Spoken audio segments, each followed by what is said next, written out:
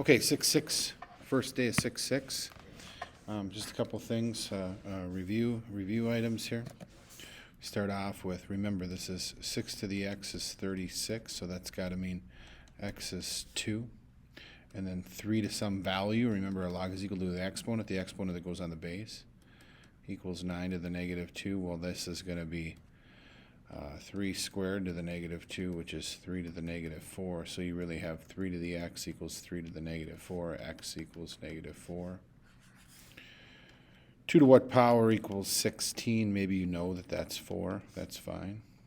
And then remember the 1 over 32, we can make that into 1 over 2 to the 5th, which is 2 to the negative 5th. So you're really doing log base 2 of 2 to the negative 5th is equal to x. 2 to the x equals 2 to the negative 5th. X is negative 5. Okay, so our first property of logs is the product property. And what it means is that if you have a log of something and you have taking the log of something that is being multiplied, multiplication can turn into the addition of 2 logs. And going the other direction, addition of 2 logs with the same base can turn into multiplication. So if you look at one like this, you can split this up into log 5, log base 3 of x, and log base 3 of y.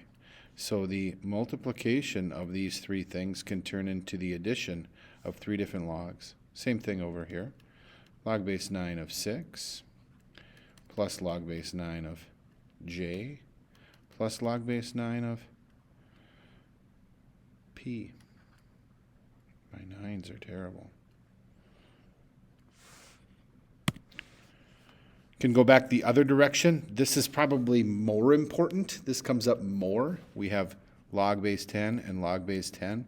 If they have the same base and it's addition, we can combine them together.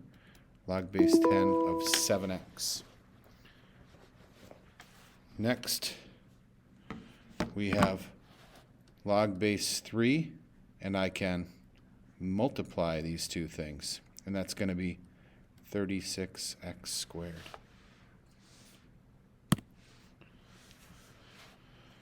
Since multiplication is addition, then division turns into subtraction. That's the quotient rule. The division turns into subtraction. So I can go down here. Notice there's no base written. I think we talked one time about if there's no base written, the base is actually 10. We're going to have a whole section on that. But I could change this into log 5 minus log 4. And I could change this over here into log base 7 of x minus log base 7 of z.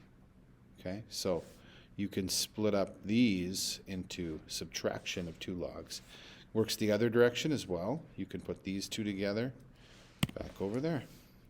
So now I could go log base 2 of 12x over y. And I could go log base 3 of 35x over 7. And then I could simplify 35 over 7 into 5x. This is the big one, so make sure you're paying attention. Turn off the Netflix. Got to swing that out front. This is called the power rule. Any exponent that is on whatever you're taking the log of can be swung out front. And that's going to make for a very 3 log base 2 of x. The reason this works is if you think about it this way. Log base 2 of x times x would mean we would do log base 2 of x plus log base 2 of x plus log base 2 of x. And that would mean 1, 2, 3 of them. Well, once you realize that you're basically taking this and throwing it out front, much faster way to go. So this one, then this is going to be what we're going to use the most. When we have a variable exponent, now we're going to be able to get this variable, the exponent out of being an exponent, bring it out front. Log base 3 of 11 is just a number. Create sums and differences. No exponents in your answers. So I look at this as multiplication across the board. So I'm going to turn it into this plus this plus this. And now I'm going to swing this out front. Log base 2 of 3 plus 4 log base 2 of x plus log base 2 of y. And there we have it. That's it. Next one. And you might be saying to yourself, can I just do the swing out front all at once? Sure. Next one, I'll get 2 log A plus, because it's multiplication, log B minus log C.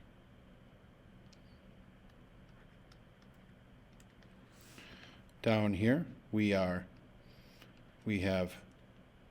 log base 5 of P minus, and now I'm going to swing the 2 out front. I'm going to do that all at once. Log base 5 of Q minus log base 5 of R. Oh, I forgot to swing the 3 out front. So this is the Q squared, and this is the R cubed. They're both on the bottom, so they're both minus. Ooh, what is this with a exponent? It's actually P to the 1/2. So you should really do this one as log base 7 of 2 plus log base 7 of Q plus 1/2 log base 7 of P. So the square root needs to turn into a half. Now we're going to put them back together. The first thing I do is think about that should be a squared and that should be a sixth. Then I think about plus, that means I'm going to have log base 3 5 times x squared divided by, this 6 goes up there, z to the 6th. This goes up here, this goes up here.